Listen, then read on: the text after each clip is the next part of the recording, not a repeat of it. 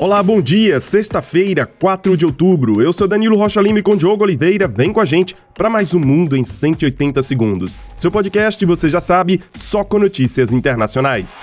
Começamos com notícias sobre o preço do petróleo no mundo, que voltou a subir por causa dos conflitos no Oriente Médio. O preço do petróleo teve um salto depois que o presidente dos Estados Unidos, Joe Biden, afirmou que Israel estaria considerando a possibilidade de atacar a infraestrutura petroleira do Irã. E por que isso é importante para o resto do mundo, inclusive para o Brasil? É que a infraestrutura petroleira do Irã representa 2% da oferta de petróleo no mundo. Além disso, o Irã tem a terceira maior reserva de petróleo no planeta. O petróleo registrou uma forte alta na cotação de ontem. O barril tipo Brent chegou a subir 5,13% e foi cotado a $77. Especialistas apontam que o risco de uma guerra total no Oriente Médio pode fazer o petróleo ultrapassar o valor de $100 por barril, o que afetaria economias no mundo inteiro, entre elas o Brasil. E a equipe econômica do governo brasileiro acompanha com preocupação os desdobramentos dos conflitos no Oriente Médio e teme que as maiores repercussões na economia do Brasil sejam sentidas no preço da gasolina e no frete. No Líbano, Israel continua sua ofensiva contra alvos do Hezbollah. Uma nova onda de pelo menos 10 ataques foi realizada durante a noite, uma das mais violentas desde o dia 23 de setembro. Somente nas últimas 24 horas, 37 pessoas morreram por causa dos ataques israelenses. O Líbano já conta mais de 1.200.000 deslocados, além de 2.000 mortos desde o início do conflito. Já no Irã, o líder supremo do país, o Ayatollah Khamenei, deve se pronunciar hoje, durante uma oração, e dar o tom sobre os planos do Irã em relação a Israel.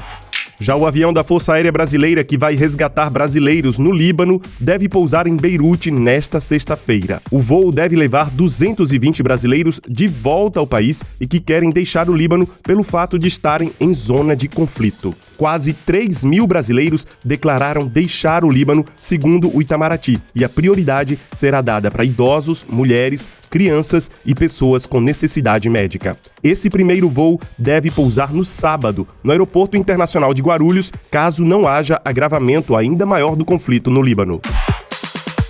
Olha, dando uma pausa rapidinha no episódio de hoje, porque eu tenho uma ótima notícia para vocês. A gente está em segundo lugar, concorrendo para o prêmio dos melhores podcasts do Brasil, na categoria Assuntos Diversos. Ajudem a gente e votem no nosso podcast no site prêmiompb.com.br, prêmiompb.com.br, categoria Assuntos Diversos. Chegamos até aqui graças a vocês, muito obrigado pela sua ajuda.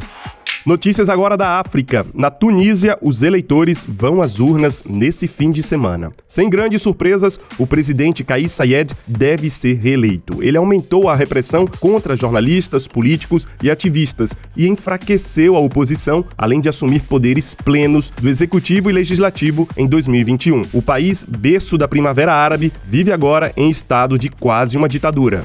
No México, o parlamento da capital do país tomou uma decisão radical contra o turismo de massa e os alojamentos turísticos reservados em plataformas como Airbnb. A partir de agora, as residências da Cidade do México poderão ser alugadas somente por metade do ano nessas plataformas. As autoridades da capital mexicana querem promover um equilíbrio entre a promoção do turismo e a proteção dos cidadãos que são empurrados para a periferia por causa da falta de residências.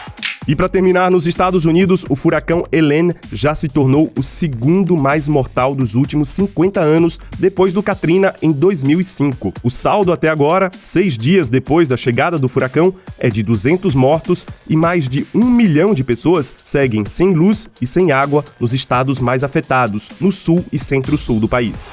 E é isso, a gente fica por aqui. Nosso abraço da sexta vai para todas as pessoas que votaram no nosso podcast no site Melhores Podcasts do Brasil e que interagem conosco durante a semana nas redes sociais e nas plataformas de áudio. Maria Aparecida, Jaqueline Meire, Gabriel Silva, Caio, Cris RKS, Pedro Passos, Marcos Paulo Morali, Bia Marques, Mário Rodolfo, Renan Martins, Charlison, Estela, Frida e Setembrino Capo. E a semana, claro, termina com música. O som da sexta é uma indicação do nosso ouvinte aniversariante da semana, Matheus de Souza. Vocês escutam a canção Nó, da banda santista Zimbra. Hoje agora,